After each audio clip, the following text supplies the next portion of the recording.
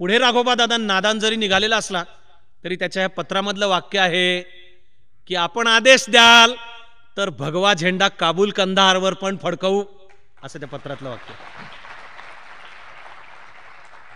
त्याला नानासाहेब पेशव्यांनी उत्तर पाठवलं की आपला इरादा चांगला आहे, पण इथे एक नव्याने संकट उद्भवलेलं आहे.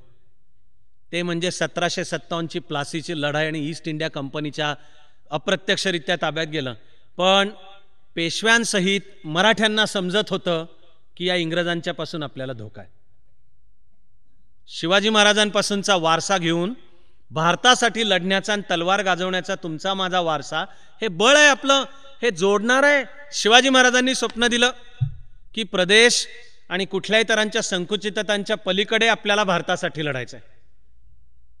ते काय हिंदवी स्वराज्य म्हणजे भोसल्यांचं राज्य स्थापन करत होते काय? का आदिलशहाची जी शहाजीराजे भोसलेंची पुण्यापासून जुन्नरपर्यंतची जागीर होती त्याच्यासाठी लढत होते? ज्या पुण्यावरनं आदिलशहानी गाढवाचा नांगर फिरवला त्याच्यावरनं सोन्याचा नांगर फिरवला, जनतेला न्यायाचं राज्य चालू ही ग्वाही दिली आणि गोरगरीब किंवा आया बहिणींची आबरू लुटणाऱ्या पाटील असो नाही तर कुलकर्णी असो त्याला मागं पुढं न पाहता त्याचे हातपाय तोडले. ते काय विशिष्ट जातीपातीच्या राज्याकरता का? केवढं विष निर्माण करतो, केवढं पचापचा थुंकून ठेवतो शिवाजी महाराजांच्या कर्तृत्व. हिंदुस्थानसाठी लढायचं आहे, सर्व तीर्थक्षेत्र मुक्त करावीत म्हणून मराठे गेले. ती हे वारकरी आणि धारकऱ्यांचं एकत्रित काम, त्यातून गेले. सर्व जातीपाती एकत्र उभ्या राहिल्या. शिलाहार कालखंडामध्ये 11व्या-12व्या शतकात पुरंदर बांधताना एक बुरुज उभा राहत नव्हता. त्या बुरुजाच्या पायाशी नवविवाहित दाम्पत्य बळी दिलं गेलं. ते महार समाजातलं होतं, 11व-12व शतक.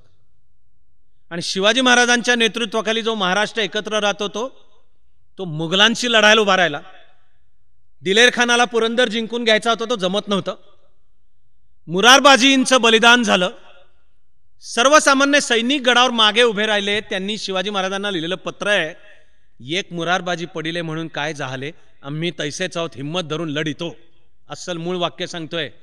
ते सगळेच्या सगळे सैनिक तुम्ही जात म्हणाल तर महार समाजातले होते, पण हिंदवी स्वराज्य त्यांना आपलं वाटत होतं. शिवाजी महाराजांनी रायगड केल्यावर पायथ्याशी जे गाव आहे पाचाड, आईसाठी केलं, वाडा बांधला, तिला वर येता येत नव्हतं म्हणून. आणि हा मातृभक्त शिवाजी राजा आईला भेटायला जायचा. ते पाचाड गाव तेव्हापासून आजपर्यंत महार समाजाचं आहे. आजही त्या पाचाड गावामध्ये जो जुना पडका वाडा आहे शिवाजी महाराजांचा, तो पाहायला गेलो तर एक चौकोनी आकाराची तिची सगळी जी विहीर आहे ती भिंत पडलेली नाही आहे. तिचं इतिहासामधलं रूढ नाव सुद्धा तक्क्याची विहीर असे, तक्क्याची विहीर. त्या विहिरीला नाव तक्क्याची विहीर पडण्याचं कारण, वेळ झाला की शिवाजी महाराज येऊन बसायचे त्या विहिरीच्या काठावर तक्क्या टाकून. सगळं गाव पाणी भरायला यायचं. विसरू नका मित्र की गाव महार समाजातलं होतं. आणि शिवाजी महाराज, मी 96 कुळी, माझ्या विहिरीवरचं पाणी प्यायचं नाही, एका पाणवठ्यावर सर्व जातीच्यांना पाणी प्यायला मिळावं अशी चळवळ आजही करावी लागते. आजच्या सुद्धा 21व्या शतकातल्या महाराष्ट्रामध्ये शिवाजी राजा स्वतःच्या विहिरीवर महार समाजातल्या आया बहिणींना पाणी देतही होता आणि त्यांना असुरक्षित नव्हतं वाटत.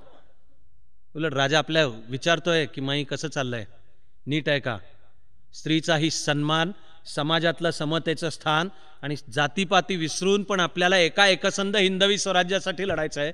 हा शिवाजी महाराजांपासून पुढच्या मराठ्यांच्या पराक्रमाच्या इतिहासाचा, तो जिथे मोडून पडतो तिथे महाराष्ट्र मोडून पडतो. पुन्हा जिथे जातीपातींची फूट तिथे महाराष्ट्र मोडून पडतो. आपण ती कहाणी आणि आत्ताच्या महाराष्ट्रामध्ये सुद्धा त्याची प्रतिबिंब दिसतात. आत्ताच्या राजकारणात, आत्ताच्या समाजकारणात दुकानं चालवणे, बस मला दुसरं तिसरं कळत नाही. हा महाराष्ट्राचा सारा समाज एकसंधपणे उभा राहायला हवा आणि देशासाठी लढायला हवा. महाराष्ट्र विसरत नाही अशी जखम पानिपतची आहे. 14 जानेवारी 1761. ते गेले कशाला मराठे तिथे? मुघल बादशाह मराठ्यांच्या संरक्षणाखाली होता. अहमदशाह अब्दाली का आला होता? त्याला हिंदुस्थानमध्ये साम्राज्य स्थापन करायचं होतं. 14 जानेवारी 1761 या दिवशी जी लढाई झाली त्यामध्ये त्या दिवशी मराठ्यांचा पराभव आहे, कत्तल झाली, लांडगेतोड झाली. मराठ्यांच्या सेनापतीचं सुद्धा भान विसरलं, तो गर्दीत घुसला. थोरला पेशवा गेला म्हणून तो पण भान विसरून आणि सरसकट मराठ्यांची कत्तल झाली. 14 जानेवारी 1761. पानिपताचा कलंक. एकही मराठी मन निघणार नाही की ज्याला पानिपत विषय निघाला तरी लक्कन काळी झालत नाही. भारतासाठी लढायचं म्हणजे तो पानिपतचा कलंक सुद्धा पुसून काढायचा. 14 जानेवारी 1761 पराभव असला तरी पानिपत हे मराठ्यांच्या महाराष्ट्राच्या गौरवाची लढाई आहे. महाराष्ट्र हिंदुस्थानसाठी लढला, ती लढाई आहे. आणि नुसतं ते नाही आहे, युद्धशास्त्रामध्ये लढाईचा सुद्धा जो अर्थ लावला जातो हा नुसता लढाईच्या त्या दिवशी काय घडलं यावर नाही आहे. प्रत्येक लढाईला राजकीय उद्दिष्ट असतं. पानिपतच्या लढाईला अहमद शाह अब्दालीचं राजकीय उद्दिष्ट काय आहे? दिल्लीच्या सम्राटाला संपवायचा, सत्ता ताब्यात घ्यायची आणि हिंदुस्थानमध्ये पठाणांचं किंवा अफगाणांचं साम्राज्य पुन्हा स्थापन करायचं. ह्या माझ्या मनच्या गप्पा नाहीत, हे समकालीन दस्तावेज आहेत उपलब्ध. अहमद शाह अब्दाली हे उद्दिष्ट घेऊन आला, मराठे लढले. अहमद शाह अब्दालीच्या दप्तरात उल्लेख आहे की पटत नव्हतं, सूर्यासारखा पराक्रम आहे आणि कितीही लांडगेतोड झाली तरी मराठे पुन्हा पुन्हा येतच होते, हल्ला करतच होते. पानिपताची लढाई 14 जानेवारी 1761 ला हरलो हे मलाही ठसठसत राहतं, पण मला विसरता येत नाही की अहमद शाह अब्दाली टिकला नाही. त्याचं बळ इतकं मोडून पडलं की शहाण्या सेनापतीसारखा त्यांनी निर्णय केला की आपल्याला इथे टिकता येणार नाही. तो परत गेला. परतीच्या वाटेवर त्याच्याच सैन्यातल्यांनी बाण चालवून अहमद शाह अब्दालीचा मर्डर केला. आज तो ओळखला जातो अफगाणिस्तान या देशाचा राष्ट्रपुरुष. त्याचं जे घराणं तेच अफगाणिस्तानमध्ये साम्यवादी क्रांती होईपर्यंत जो शेवटचा राजा होता जहीर शाह, तो त्या अहमद शाह अब्दालीचाच वंशज होता. पण त्यांनी कानाला खडा लावल्यासारखं ठरवलं की आपल्याला हिंदुस्थान ताब्यात घेता येणं शक्य नाही. मराठे महादजी शिंदेंच्या नेतृत्वाखाली 10 वर्षात पुन्हा दिल्लीमध्ये पोचले आणि आणखी पुढे 50 वर्ष प्रभुत्व ठेवलेलं होतं. महाराष्ट्र देशासाठी लढतो याचा आहे. ते विसरून ज्या वेळेला जो कोणी शिकवतो आपल्याला जातीपातींमध्ये फुटणं, विष शिकवतो, कावीळ झाली आहे, तो महाराष्ट्राचा पण शत्रू आहे आणि देशाचा पण शत्रू आहे. विजय तर होणं शक्यच नाही. महाराष्ट्राचं महाराष्ट्रपण सुद्धा आहे. भारताचा हा सिंथेसिस करणारा प्रदेश आहे, सर्व प्रकारचं सिंथेसिस करणारा प्रदेश आहे. भारताचे जे उत्तरापथ आणि दक्षिणापथ हे दोन्ही प्रदेश यांच्या करेक्ट मध्ये येणारा, भौगोलिक दृष्ट्या सुद्धा डेक्कन प्लाटू. आणि मग हे उगच नाहीये चुकून की दरवेळेला इथली जी प्रेरणा आहे ती दोन्ही दिशांना दक्षिणेमध्ये आणि उत्तरेला जाऊ म्हणते. चालुक्य सम्राट यांनी अरबांचा पराभव केला होता. पुढे राष्ट्रकूटांचं राज्य आलं. त्यावेळेला भारताचं मध्यवर्ती ठिकाण मानलं गेलेलं कनौज, तर बंगाल हा ज्यांच्या सत्तेचा मुख्य बेस होता असे प्रथम सेन आणि नंतर पाल राजे.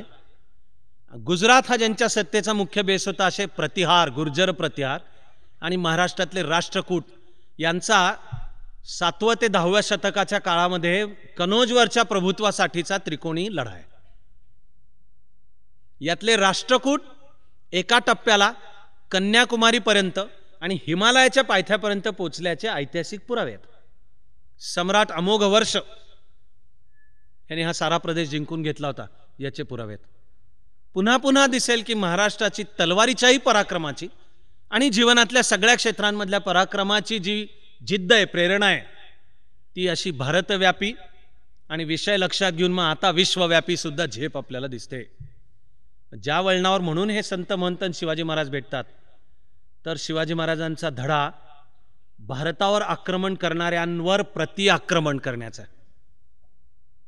राजपूत, विजयनगर आणि नंतर शीख ह्यांच्या इतिहासाचा आदर, आणि ते भारतासाठीच लढले पण एका विशिष्ट प्रदेशातही लढले. विथ ऑल ड्यू रिस्पेक्ट, सन्मानपूर्वक म्हणतोय की त्यांनी उभा हिंदुस्थान मुक्त करू हे स्वप्न नाही पाहिलं, शिवाजी महाराजांनी पाहिलं, दिलं आपल्याला. तो वारसा स्वातंत्र्याच्या लढ्यामध्ये सुद्धा दिसतो. एकामागून एक इंग्रज राज्यकर्त्यांनी नोंदवून ठेवलंय की 1818 मध्ये मराठ्यांचं साम्राज्य बुडलं खरं, पण महाराष्ट्र कधीही मनाने महाराष्ट्राने इंग्रजांचं राज्य मान्य नाही केलं.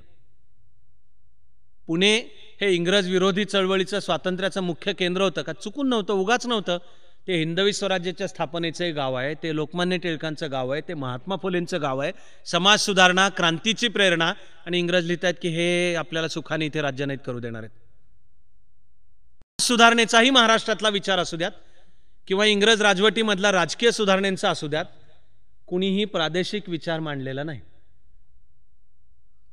1857चं सुद्धा समर, ज्याचे मराठेच सेनापती आहेत, मग त्यांनी काय त्यांची जहागीर पुन्हा पुनरुज्जीवन करण्याची नाही आहे लढाई, ती झाशीच्या राणीची सुद्धा. आणि जो बिठूरचा नानासाहेब पेशवा, भले राजकीय दृष्ट्या ते स्वप्न मध्ययुगातला भारत परत निर्माण करू, पण 1857च्या स्वातंत्र्य सेनानींचं सुद्धा स्वप्न फिरंग्याच्या तावडीतनं सगळा भारत देश मुक्त करू जमला नाही. किंवा ऐतिहासिक दृष्ट्या पाहायचं तर बहुधा जमणार नव्हता असं म्हणणं सुद्धा फारसं नाही चूक ठरणार आहे. हे दुःखद गोष्ट आहे. पण लढले ते संपूर्ण भारतासाठी लढले. आणि या देशाच्या शत्रूवर प्रतिहल्ला चढवा, तो लष्करी असेल, बौद्धिक असेल, वैचारिक असेल, आता उद्योग व्यवसायांच्या मधला असेल, आता विज्ञान तंत्रज्ञानाच्या सर्व क्षेत्रांमधला असेल, पण हे घरामध्ये तटबंद्या घालून, बंधन गिळून, पायात साखळ्या ठेवून, तुझी जात आणि माझी जात, तुझं आडनाव विरुद्ध माझं आडनाव, हा नाहीच आहे महाराष्ट्राचा वारसा. भारताच्या एकात्मतेचं स्वप्न आणि सिंथेसिस करणारा प्रदेश, सिंथेसिस भौगोलिक दृष्ट्या सुद्धा हा जो डेक्कन प्लाटू, हा मग उत्तर भारतातले प्रवाह आणि दक्षिण भारतातले सुद्धा तऱ्हातऱ्हांचे प्रवाह यांचं इथून सिंथेसिस होतं. आणि एक नवा सांस्कृतिक आकार येऊन तो पुढे भारतभर जातो हे आपल्याला दिसेल. खरोखर मराठी भाषा सुद्धा पहा, तज्ज्ञांच्या मध्ये आजपर्यंत चर्चा चालू आहेत की मराठी संस्कृतोद्भव भाषा आहे का प्राकृतापासून आहे.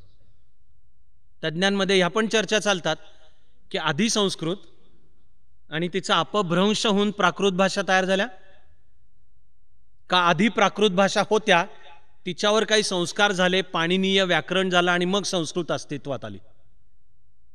माझ्या परीने अभ्यास करताना मला वाटतं की याचं अंतिम निर्णायक उत्तर सापडणं अवघड आहे, अशक्य प्राय आहे. पण मग हे संस्कृत आणि प्राकृत दोन्ही लक्षात घेऊन मराठीची जडणघडण जर पाहिली तर मराठी संस्कृतोद्भव आहे का? बहुसंख्य भाषाशास्त्रज्ञ मान्य करतात की मराठी भाषा संस्कृतोद्भव आहे, पण तिच्यावर प्राकृताचे सुद्धा सखोल संस्कार आहेत. इतर काही भाषाशास्त्रज्ञ म्हणतात नाही, मराठी प्राकृतोद्भवच आहे. शब्दसंख्येमध्ये म्हणजे व्होकॅब्युलरी काही प्रमाणामध्ये संस्कृत असेल.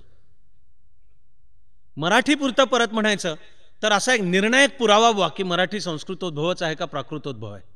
मला अवघड वाटतं पुरावा सापडेल. पण मराठीवर संस्कृत आणि प्राकृत दोन्हींचे संस्कार आहेत.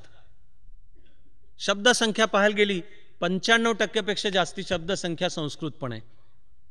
मराठीचं व्याकरण हे संस्कृतोद्भव व्याकरण आहे, पण त्या मराठीवर विविध प्राकृत भाषा, पाली अर्धमागधी, मगाशी मी म्हणालेल्या शौरसेनी पैशाची आणि भाषिक उत्क्रांती पाहताना कन्नड आणि तेलगू चा ठसा आणि या दोन्हींचा एकमेकावर प्रभाव दिसतो.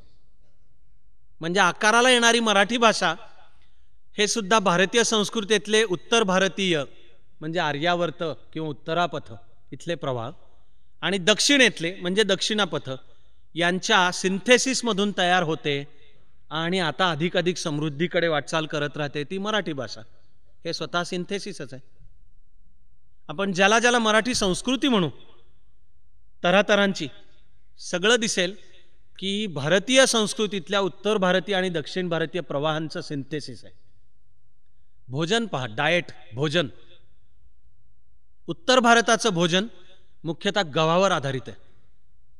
दक्षिण भारताचं भोजन मुख्यतः तांदळावर आधारित आहे. आपण ज्याला अस्सल मराठी जेवण म्हणतो, मग यामध्ये गहू किंवा ज्वारीच्या पोळ्या की चपात्या किंवा भाकरी आहे, पण भाताशिवाय जेवण सुरू नाही होत, संपत नाही. दोन्हींचा मेळ आपल्याला दिसेल. पदार्थांच्या मध्ये पहा, संगीताचे प्रकार पहा वेगवेगळे, ज्याचं नाव आहे हिंदुस्थानी क्लासिकल.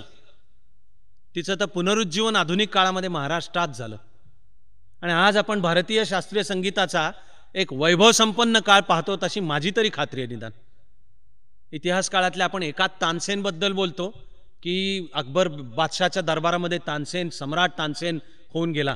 आत्ता तुमच्या माझ्या भोवती असे निदान 10 सम्राट तानसेन स्त्री पुरुष आहेत तुमच्या माझ्यात. भाग्य मानलं पाहिजे आपण की आपल्यामध्ये भीमसेनजी आहेत, जसराजजी आहेत, किशोरीबाई आहेत, परवीन सुलतान, प्रभाता यात्रेचे शेकडो निघतील नावं. पण हिंदुस्थानी क्लासिकल संगीताला जो वैभव संपन्न कालखंड दिसतो हा महाराष्ट्रापासून सुरू होतो. आणि संगीताच्या ज्या प्रकारांचे प्रयोग दिसतात, मग हे दाक्षिणात्य म्हणजे ज्याचं शास्त्रीय नाव आहे कर्नाटक संगीत आणि हिंदुस्थानी क्लासिकल यांचं फ्युजन, यांचं एकत्र त्यातून आपल्याला दिसतं. हा नुसता एक भौगोलिक किंवा वैयक्तिक योगायोग नाही आहे की पंडित भीमसेन जोशी, तुम्ही भाषा आणि व्यक्ती कुठले पाहायला गेलात तर तसे कर्नाटकातले आणि कन्नड भाषिक, पण ते पुण्यामध्ये येतात, राहतात. मराठीमधली पण भजनं तितक्याच ताकदीने आहेत, कन्नडमधली त्यागराजाची पण भजनं तितक्याच ताकदीची आहेत, तसेच कुमार गंधर्व, तसेच पंडित मल्लिकार्जुन मनसूर. म्हणजे संगीताच्या परंपरा आणि घराण्यांच्यामध्ये सुद्धा दिसेल की इथे या महाराष्ट्रामध्ये उत्तर भारतीय म्हणजे हिंदुस्थानी क्लासिकल आणि दक्षिण भारतीय म्हणजे कर्नाटक संगीत याचं सिंथेसिस आपल्या समोर येतं. भक्ती चळवळ, आपण ज्ञानोबा तुकोबा खूप बोललो आपल्या मर्यादा म्हणजे वेळांच्या आणि सांभाळून, पण हा जो भक्तीचा विचार आहे, ईश्वरापर्यंत पोहोचण्याचे 4 मार्ग, त्यातला भक्ती हा दिसतो वेदकाळांच्या मध्ये सुद्धा, म्हणून नारदाची भक्ती सूत्र आहेत. पण 7व्या किंवा 8व्या शतकामध्ये शंकराचार्यांनी अद्वैत भक्तीचा विचार मांडला. ईश्वर आणि माणूस एकरूपच आहेत, हा तो अद्वैत भक्तीचा विचार आहे.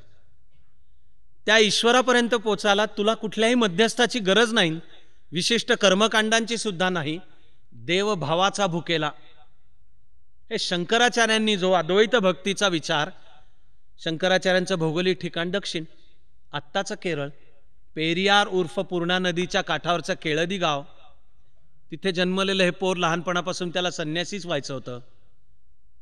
शंकराचार्य आपल्या 32 वर्षाच्या आयुष्यामध्ये भारतभर फिरले, मठ स्थापन केले आणि धार्मिक आध्यात्मिक कारणांनी हा देश एकत्र बांधून ठेवेल असं सांस्कृतिक एकात्मतेचं सूत्र दिलं. अद्वैत भक्तीची चळवळ चालू होते दक्षिणेतून. शंकराचार्यांच्या अद्वैत भक्तीला एकीकडे तमिळनाडूमध्ये श्रीपेरांबुदूर इथे आजही ज्यांचा मठ आहे त्या स्वामी रामानुजाचार्य यांच्या आध्यात्मिक मार्गदर्शनाखाली विशिष्टाद्वैत असं ज्या तत्वज्ञानाचं नाव आहे, पण तो भक्ती संप्रदाय, तर एकीकडे ते रूप येतं.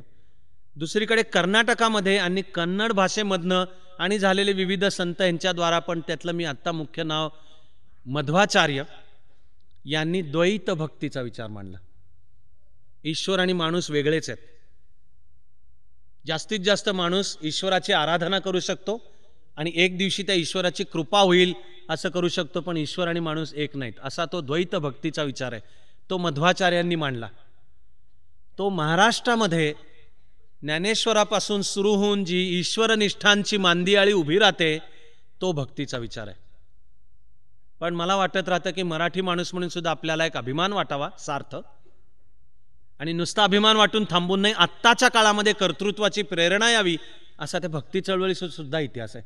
कारण या ज्ञानोबा माऊलीमध्ये दक्षिणेकडचा अद्वैत भक्तीचा विचार आणि उत्तरेकडे हठयोगाची नाथ संप्रदायातली परंपरा याचं सिंथेसिस दिसतं. त्र्यंबकेश्वर पाशी निवृत्तीनाथ फिरत होते, कुठेतरी हरवले. तीर्थयात्रेला गेलेली ही भावंड त्यांना थोरला भाऊ दिसेना, असे खूप दिवस काहीतरी झाल्यानंतर निवृत्तीनाथ उगवले. ते नाथ नाव पडलंय ते कारण तिथल्या गुहेमध्ये त्यांना नाथ संप्रदायाची दीक्षा मिळाली. नाथ संप्रदाय हा भौगोलिक, ऐतिहासिक, सामाजिक दृष्ट्या मुख्यतः उत्तर भारतातला आहे. तो सर्वसामान्य जनतेपासून लांब डोंगर दऱ्यांच्या मध्ये, आणि त्याची जी योग साधनेची पद्धत आहे ती मुख्यतः हठयोगाची प्रथा आहे. निवृत्तीनाथांनी ती दीक्षा ज्ञानोबा माऊलीला दिली. त्या ज्ञानोबा माऊलींनी गोरगरिबाचा, बहुजन समाजाचा, विठाई, विठू, काळ्या तो ईश्वर आपला बनवला आणि अद्वैत भक्तीचा विचार मांडला. ज्ञानेश्वरापासून जी वारकरी संप्रदायाची प्रथा चालू होते, ही पालखी तर आधीच चालू होती, पालखी ज्ञानेश्वरांनी सुरू नाही केली. ज्ञानेश्वरही पालखीला जात असत असे उल्लेख आहेत, पण ज्ञानेश्वरापासून चालू होणारा भक्तीचा विचार हाही उत्तर भारतीय सांस्कृतिक आध्यात्मिक प्रवाह आणि दक्षिण भारतीय यांचं सिंथेसिस आहे. खरं म्हणजे नुसतं सिंथेसिस आहे किंवा नुसतंच ऐतिहासिक किंवा भौगोलिक दृष्ट्या पुढे तो भक्तीचा विचार उत्तर भारतात गेला असं नाहीये. ज्ञानेश्वरांनी हे जाणीवपूर्वक केलंय. ज्ञानेश्वराचे शिष्य, ज्ञानेश्वराचे सहकारी, भक्त श्रेष्ठ संत नामदेव यांना ज्ञानेश्वरांनी काम सोपवलं की आपला हा जो धर्माचा भक्ती विचार आहे हा आता तू उत्तरेत ने, उत्तरेमध्ये अधर्म माजलाय, अत्याचार आहेत, आणि हा विचार भक्तीचा विचार घेऊन तू उत्तरेला जा. म्हणून ज्ञानोबा माऊलींनी इथे संजीवन समाधी घेतल्यानंतर दुःखाने गदगदलेले नामदेव काही काळ संपल्यावर आणि ज्ञानेश्वराच्या समाधीवर नामदेवाचे असामान्य अभंग आहेत, मग नामदेव उत्तरेला निघालेत, ते काशीला गेलेत. तिथले त्यांचे शिष्य म्हणजे रामानंद, त्या रामानंदाचे शिष्य म्हणजे कबीर, आणि कबीराच्या द्वारा संपूर्ण उत्तर भारतामध्ये आणि हिंदीच्या वेगवेगळ्या भाषांच्या मध्ये भक्ती विचार पसरतो. नामदेव तिथे थांबले नाहीत, पंजाबमध्ये गेले. आत्ताच्या गुरदासपूर जिल्ह्यामध्ये पाकिस्तानच्या सीमेच्या अगदी जवळ येतं घुमान म्हणून गाव आहे, तिथे नामदेवाच्या नावचा गुरुद्वारा आहे. आणि संत नामदेवांनी सुद्धा त्या मध्ययुगातल्या हिंदी भाषेमध्ये अभंग केले. असे नामदेवाचे 71 अभंग गुरु ग्रंथ साहेबमध्ये आहेत. पुढे गुरु ग्रंथ साहेबची रचना 16व्या शतकात शिखांचे 5वे गुरु अर्जुनदेव, जे सम्राट जहांगीराच्या काळातले आहेत, ज्यांना सम्राट जहांगीरांनी भयानक हाल करून मारलं, त्या गुरु अर्जुन देवांच्या काळामध्ये गुरु ग्रंथ साहेबची रचना झाली. त्या गुरु अर्जुन देव आणि समर्थ रामदास यांची सुद्धा भेट झालेली आहे. समर्थ भारतवर्षाचं भ्रमण करून आले, जसे ज्ञानोबा माऊली करून आलेले होते. आधी करून आले, मग इथे महाराष्ट्रामध्ये, मग भक्तीचा, आणि मग त्या पंढरपूरच्या वाळवंटामध्ये जे मळे पिकले आणि भक्तीचा विचार उभ्या भारतभर पसरला. तो नुसता योगायोग नाहीये किंवा नुसत्या इतिहासातल्या कालानुक्रमाने घटना तशा घडल्या असं नाहीये, तर त्यामागे ज्ञानोबाची व्हिजन आहे. नामदेव पोचले, हा भक्तीचा विचार. मग भक्तीचा विचार हे सुद्धा सिंथेसिस आहे उत्तर भारतीय आणि दक्षिण भारतीय वैचारिक आध्यात्मिक धार्मिक प्रवाहांचं. ते सिंथेसिस घेऊन महाराष्ट्र उभ्या भारतभर पोचला. तुम्ही समाज सुधारणा चळवळीचा सुद्धा विचार करा, तर मांडलेला विचार अखिल भारतीय आहे. मी खरोखर तुम्हाला म्हणते, वैयक्तिक सुद्धा माझी सुद्धा मान फुलून येते की फुले शाहू आंबेडकर यांनी मांडलेला जो विचार आहे तो विशिष्ट प्रदेशाचा नाही, भाषेतनं मांडला. इतर अनेक समाज सुधारक खरोखर त्यांच्या कार्याविषयीचा सुद्धा आदर बाळगून सांगतोय की दक्षिणेमध्ये, एकीकडे केरळमध्ये, तिथल्या त्या काळातल्या दलित समाजाचे एक आध्यात्मिक गुरु नारायण गुरु यांनी पण आधी मंदिर प्रवेशाची चळवळ चालू केली. तिथले जे ब्राह्मण समाज होते त्यांनी मंदिर प्रवेश नाकारला. तर नारायण गुरु म्हणले की ठीक आहे, ते नाकारतायत का, ज्या मंदिरांमध्ये सगळ्यांना प्रवेश आहे अशी मंदिरं आपण उभी करू. नारायण गुरूंनी एळवा समाज, श्री नारायण एळवा समाज अशी संघटना स्थापन केली. आज केरळ कुठल्या कुठे बदललाय. जगाच्या कानाकोपऱ्यात भारत आहे, तो भारत म्हणजे केरळ आहे. तो नारायण गुरूंच्या कामातून आहे. काम थोर आहे. आज नारायण गुरूंच्या कामातून जो केरळ खांद्यावर भारताचीच पताका घेऊन जगभर जातो, ते काम थोर आहे. पण नारायण गुरूंच्या कामाचं जे आवाहन आहे, आश्वासन आहे, अपील आहे, ते मुख्यतः मल्याळम भाषा आणि केरळचं आहे.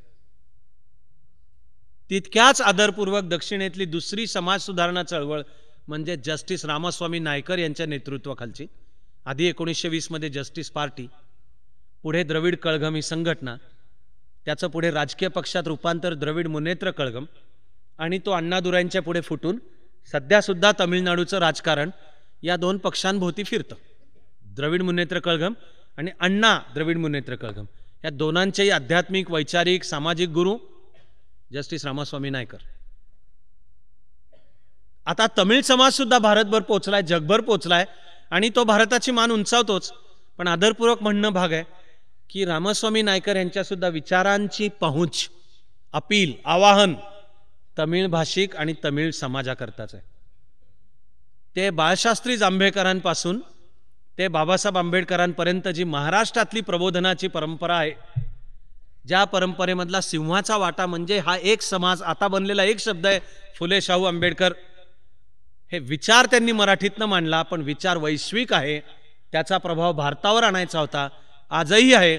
आज भारताची जी आपण म्हणूया सामाजिक न्यायाची चळवळ, केवळ दलित चळवळ असं नव्हे, तिला पण जातीवर आधारित नाव देण्याचं कारण नाही, पण सामाजिक न्यायाची चळवळ जे पंचायतन मानतं, पाच गुरु ते आहेत नारायण गुरु, जस्टिस रामास्वामी नायकर आणि फुले शाहू आंबेडकर.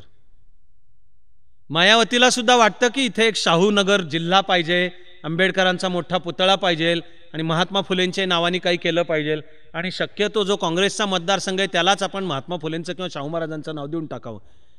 मायावतीला म्हणलं पाहिजे लखनौचं पण नाव बदलून टाक, ते फुले नगर कर, तुझे नको पुतळे उभे करू, हे फुलेशाहू आंबेडकरांचे पुतळे उभे कर.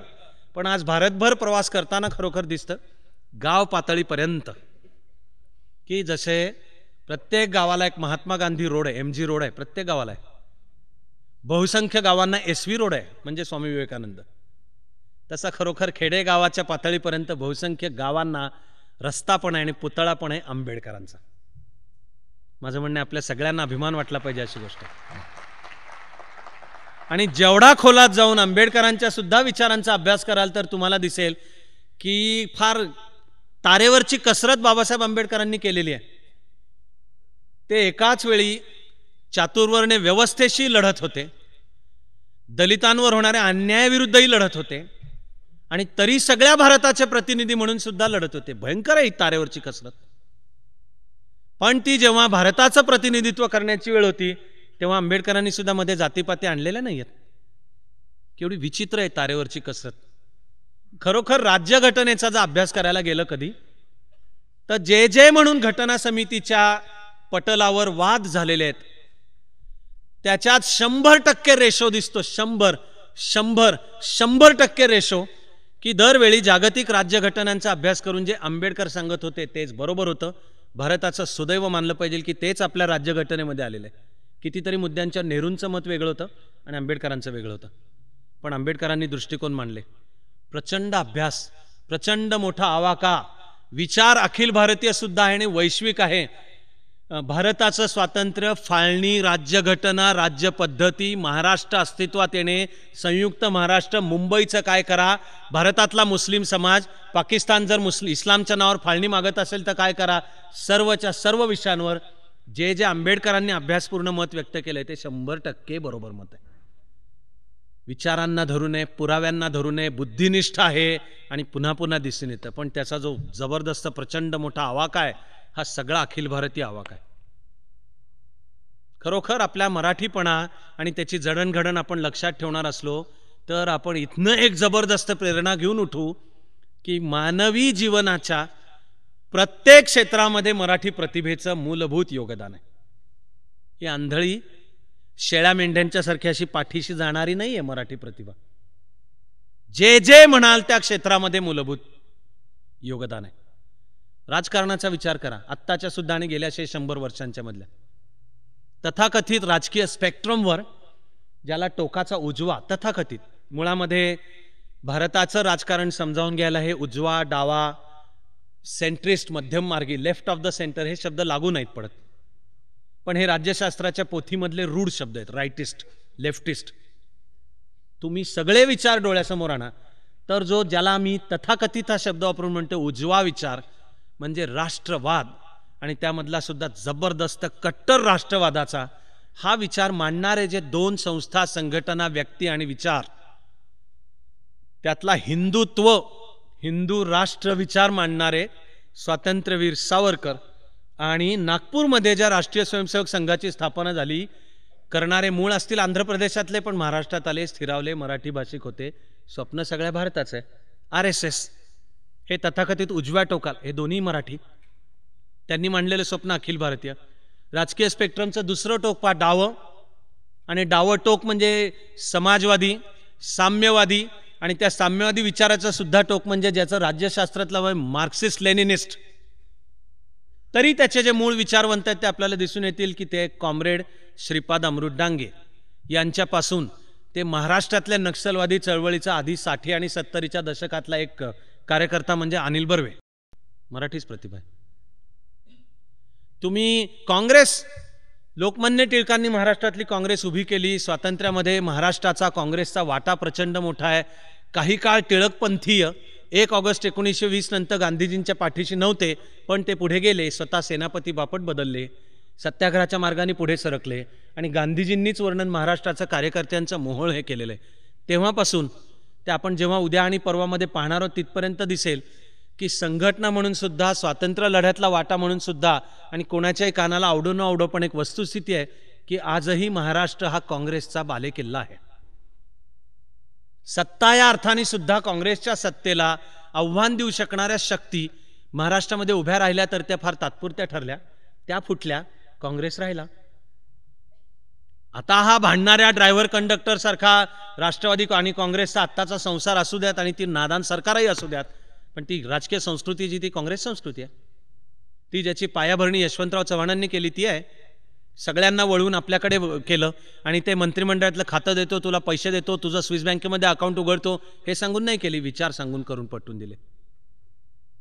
जातीय अन्वयार्थ दुर्दैवाने काही वेळा लावायचा झाला तर ज्या काँग्रेसचं स्वातंत्र्य मिळेपर्यंतचं स्वरूप मुख्यतः ब्राह्मणी आहे, चेहरा मोहरा, तो पुढे बदलला, तो बहुजन समाजाचा झाला. जो बहुजन समाज आणि नाईलाजानी पण महाराष्ट्रातलं अचूक नाव वापरायचं तर नाव आहे ब्राह्मणेतर चळवळ. ती सत्यशोधक चळवळ होती, ती फुले शाहू आंबेडकरांची पुढे होती, ती काहीशी स्वातंत्र्य लढ्यापासून फटकून होती. तिला स्वातंत्र्य लढ्यात काँग्रेसमध्ये आणि मग काँग्रेसच बहुजनांची चळवळ बनली. हे कर्तृत्व काकासाहेब गाडगीळ आणि यशवंतराव चव्हाण यांचं मिळून आहे. राजकीय स्पेक्ट्रमवरचे तुम्ही कुठलेही समाजवादी चळवळीची पायाभरणी महाराष्ट्राने, समाजवादी चळवळीच्या बोल्शेविक क्रांतीनंतर पासून ते आजपर्यंत एकाहून एक थोर नेते पाहायचे झाले, दिग्गज आहेत. त्यांची पण नावं काढताना असं केलं पाहिजे, ते मधुलिमय घ्या, मधु दंडवतेंसारखी व्यक्ती घ्या, नाथ पै घ्या, एस एम अण्णा ज्यांचं नाव उद्या परवामध्ये जास्ती वेळा हिरो म्हणून येणारच आहे, एस एम जोशी, समाजवादी चळवळीचे नेते. साम्यवादी चळवळीचे तेव्हापासून ते आजपर्यंत कॉम्रेड वर्धन आजही अधिकृत प्रवक्ता असतात साम्यवादी चळवळीचे. किंबहुना असं म्हणायला जागा आहे की इतर अनेक देश, विशेषतः सोव्हिएट रशिया, चीन आणि क्युबा मधला साम्यवाद हा राष्ट्रवादाशी सिंथेसिस केलेला साम्यवाद आहे. भारतातल्या साम्यवाद्यांना कळलंच नाही की भारतीय राष्ट्रीय आकांक्षा समजून त्याचं साम्यवादी विचाराचे सिंथेसिस कसं करायचं, न कळल्यामुळे पराभव आहे. पण अशा न कळलेल्यांच्या मध्ये ज्याला हे राष्ट्रवाद आणि साम्यवाद याचं सिंथेसिस कळलं होतं आणि ज्याच्या विचारावर साम्यवादी चळवळ जर पुढे सरकली असती तर असं मानायला जागा आहे की तिला भारतात फार मोठं स्थान मिळालं असतं. ते आहेत कॉम्रेड श्रीपाद अमृत डांगे. साम्यवादी पक्षाची स्थापना त्यांची आहे. त्यांचा संस्कृतचा, रामायण आणि महाभारताचा अभ्यास प्रचंड होता. लोकमान्य टिळकांचे भक्त होते, पण म्हणून स्वतंत्र विचारशक्ती नव्हती बाजूला ठेवलेली, साम्यवादी पक्षांनी कॉम्रेड डांगेंनाच बाजूला ठेवलं. चळवळीचा पण तोटा आहे जो झाला तो, साम्यवादी विचाराचा पण पराभव आहे. पण वैचारिक आणि राजकीय नेतृत्व करणारे आद्य पायोनियर्स जे आहेत तो राजकारणातले सुद्धा मराठी भाषिक आहेत, समाजकारणातले सांगावेत तेवढे कमी आहेत. अर्थ उद्योग तर मुळात चतुसूत्री हा विचार महाराष्ट्रापासून जन्म होतो. पण नुसता जन्म नाही होत, जर स्वदेशी आणि बहिष्कार ही सूत्र पाळायची असतील, म्हणजे बहिष्कार यशस्वी करायचा असेल विदेशी वस्तूंवरचा, तर तो भारताची अर्थव्यवस्था पाहता आपण कुठं स्थानिक उत्पादन करत होतो हे कळणारे लोकमान्य टिळक होते. म्हणून त्यांनी लोकांच्या मधनं एक एक पैशाचं भांडवल गोळा करून पैसा फंड काच कारखाना पण उभा केला आणि उद्योग व्यवसायांना पण चालना दिली. किर्लोस्करांनी स्वप्न पाहिलं, ते टाटांच्या बरोबरीने आहे. किंबहुना किर्लोस्कर वाडीचा जर कारखान्याची क्रोनॉलॉजी पाहिली तर ती टाटांच्या स्टीलच्या फॅक्टरीच्या आधी किर्लोस्कर वाडीला नांगराचा कारखाना, आधी बेळगावला काम चालू आणि नंतर किर्लोस्कर वाडीला, हे लक्ष्मणराव किर्लोस्करांची व्हिजन आहे. आणि जाऊन लोकमान्य टिळकांनी त्याला भेट दिलेली होती आणि लोकमान्य म्हणालेले आहेत की स्वातंत्र्यासाठी लढणं जेवढं महत्त्वाचं आहे तेवढंच हे अर्थ आणि उद्योग यामध्ये आपण काम करतो ते महत्त्वाचं आहे. सांगावात तो वारसा कमीच आहे, पण शिवाजी महाराजांचं सुद्धा मूळ वाक्य आहे, रामचंद्र पंत अमात्यांच्या कृपेने आपल्यापर्यंत ते पोचलंय. शिवाजी महाराजांचं वाक्य आहे, साहुकार हे तो राज्याचे भूषण. म्हणजे फायनान्सचं क्षेत्र अनेकदा आज आपण म्हणतो आणि नंतर मला माहिती आहे की मी पण म्हणणार आहे की बिझनेस, अर्थ, उद्योग इथे कुठेतरी आज मराठी प्रतिभा कमी पडते. मराठी माइंडसेट मुख्यतः नोकरदाराचा आहे आणि 10 ते 6 इमाने इतबारे चाकरी करून नसती रिक्स नको घ्यायला, बाबा बिझनेस कोण करा, दिवस रात्र काम करायला लागतं, त्यापेक्षा कोणतरी शेटजी काम करेल, मला नोकरी देईल. काळाच्या आणि प्रतिभेच्या त्या बंधनांमधून बाहेर पडायला लागेल, तरी पण अर्थशास्त्र, त्यातलं भारतीय अर्थशास्त्र आणि उद्योगांची चळवळ पाहावी तरी त्यातले पायोनियर्स परत महाराष्ट्रामधलेच आहेत. त्यामधलं शेती क्षेत्र, शेतीतले कामं, तर सहकार चळवळचा मागचा अर्थशास्त्रीय विचार धनंजयराव गाडगीळांचा आहे आणि त्यांच्या मार्गदर्शनाखाली प्रवरानगरच्या विखे पाटलांना समजलं, ते आद्य पद्मश्री विठ्ठलराव विखे पाटील, की हे सहकारी कारखाना, त्यामध्ये जनसामान्यांचा सहभाग आहे, भांडवल आपण उभं करू, ती तळागाळातली लोकशाही सुद्धा बळकट करणं आहे, अख्खी सहकारी चळवळ, तिच्या मागचं अर्थशास्त्र आणि सहकारी चळवळीचा उदय. मग त्यामध्ये यशवंतराव चव्हाण आहेत, वसंतदादा पाटील आहेत, रत्ना पण्णा, तात्यासाहेब कोरे, काकासाहेब वाघ आणि दिग्गज आहेत. हे सगळे सहकार चळवळीतले भारताला आदर्श घडवून देणारे जे आद्य दिग्गज आहेत महाराष्ट्र आहे. कलेचे कुठलीही शाखा डोळ्यासमोर आणा. कला, मी म्हणालो आपण 19व्या शतकामध्ये भारतीय संगीत विसरत चाललो होतो. डी.व्ही. पलुसकरांनी जिवंत केलं आणि त्याला भक्तीची जोड दिली. भास्करबुवा बखले, पंडित नारायणराव व्यास आणि यांनी गावोगाव फिरून टाचा घासत जसं इतिहासशास्त्र निर्माण केलं इतिहासाचार्य राजवाडेंनी, पाय ताणं फाटली. भल्या भल्या संस्थानिकांना सुद्धा राजवाड्यांनी थोबाडलेलं आहे. गावोगाव फिरले, मूळ दस्तावेज गोळा केले. जगातल्या इतिहासशास्त्रामधला एक थोर विचारवंत मानला जातो रांके, लिओपोल्ड रांके. हा जर्मन 16व्या-17व्या शतकातला इतिहास तज्ञ. तो म्हणायचा इतिहास पुराव्यानेच लिहिला पाहिजे आणि दस्तावेज पाहिजे. महाराष्ट्राचे रांके, मला ही उपमा आवडत नाहीत. कोकणचा कॅलिफोर्निया, अरे आमची प्रतिभा आहे का नाही? कॅलिफोर्नियानी म्हणलं पाहिजे की कॅलिफोर्नियाचा कोकण करू बेवाच सोडता. आमची उधारी उसनवारीवर चालणारी जी प्रतिभा, तिला आव्हान आहे म्हणून आहे. पण इतिहासाचार्य राजवाडे मांडत असत की जो इतिहास मांडायचा तो दस्तावेज पुराव्याने पाहिजे. गावागावात फिरले, 2 वेळचं नाही खाल्लं, चण्या फुटाण्यावर राहिले, पाय फाटले त्यांचे, पायताना नव्हती घालायला. पण गावागावांच्या मध्ये जाऊन मराठ्यांच्या इतिहासाची दप्तरं गोळा केली. एकट्या इतिहासाचार्य राजवाडेंनी जेवढे मराठ्यांच्या इतिहासाचे खंड छापले तेवढे गेल्या 50 वर्षात महाराष्ट्र राज्य झाल्यानंतर सरकारने नाही छापलेले. प्रचंड काम. मराठ्यांच्या इतिहासाची साधनेचे जे खंडच्या खंड उभे केले ते इतिहासाचार्य राजवाडे. तर ते एका संस्थानिकाकडे गेले होते. त्यांनी त्याला राजवाड्यांनी मदत मागितली की मला आर्थिक मदत हवी, मी मराठ्यांच्या इतिहासाची साधनं गोळा करतोय. तो संस्थानिक म्हणाला की तुमच्यापाशी तुम्हाला द्यायला माझ्याकडे पैसे नाहीत. राजवाडे त्याला म्हणले की तुम्ही ह्या एवढ्या बाया ठेवल्यात, त्यांच्यावर खर्च करताय, तो जरा 4 बाया कमी ठेवा आणि पैसे मला द्या. पण ही थोबाडण्याची ताकद म्हणजे तो मराठी बाणा आहे. तो हे सुद्धा थोबाडण्याची स्पष्ट वक्तेपणा. आणि मग नाही तर तू नाही दिलेस पैसे तरी मला चालेल, मी करणार आहे काम, जिद्दीने हाती घेतलाच आहे, टाचा घासून 4 आणे गोळा करीन, पण म्हणून मी तुझ्यासमोर फुकटचा झुकणार नाही आणि लाळगोटेपणा नाही करणार. तू काय सांगतो मला तुझ्याकडे पैसे नाहीत म्हणून? हे जसं इतिहासाचार्य राजवाड्यांनी केलं तशी ही पलुसकर बुवा, भास्कर बुवा बखले, पंडित नारायणराव व्यास आणि अनेक मराठी संस्थानिकांनी संगीताला राजाश्रय दिला. पण यांनी गावागावात जाऊन विसरत पडलेल्या, राजाश्रय विसरलेल्या आणि दारिद्र्यामध्ये खितपत पडलेल्या भारतीय संगीताला नाविन्य दिलं. चीजा गोळा केल्या, ग्रंथ लिहिले, पुन्हा ते आपल्या घशातनं मांडले. आज जर आपण म्हणत असलो की भारतीय शास्त्रीय संगीताला सध्या तरी सुवर्णयुग आहे, काही खूप वृद्ध आणि ज्ञानवृद्ध तपोवृद्ध जे गायक आहेत ते जरा हल्ली नाराज आहेत की झटपटचा जमाना आहे, रियाज आणि तपश्चर्या कोणाला करायला नको आहे, जरा शिकलं की मला 3 मिनिटाचं गाणं गायचं आणि टी व्हीमध्ये झळकायचं आहे मला. त्यांचं दुःख आहे ते. पण ते असलं तरी जे शास्त्रीय संगीत आज आपल्यासमोर दैदिप्यमान आहे, भारतामधला शास्त्रीय संगीताचा सर्वात मोठा महोत्सव की जो नुसता महाराष्ट्राचा नाही, अखिल भारतीय नाही, तर आता डिसेंबरच्या 2-3 आठवड्याच्या शनिवार रविवारांच्या मध्ये सगळ्या जगाचं लक्ष लागलेलं असतं. तो सवाई गंधर्व महोत्सवही पुण्यात. हा नुसता ऐतिहासिक किंवा भौगोलिक योगायोग नाही आहे, ही जागतिक दृष्टी आहे.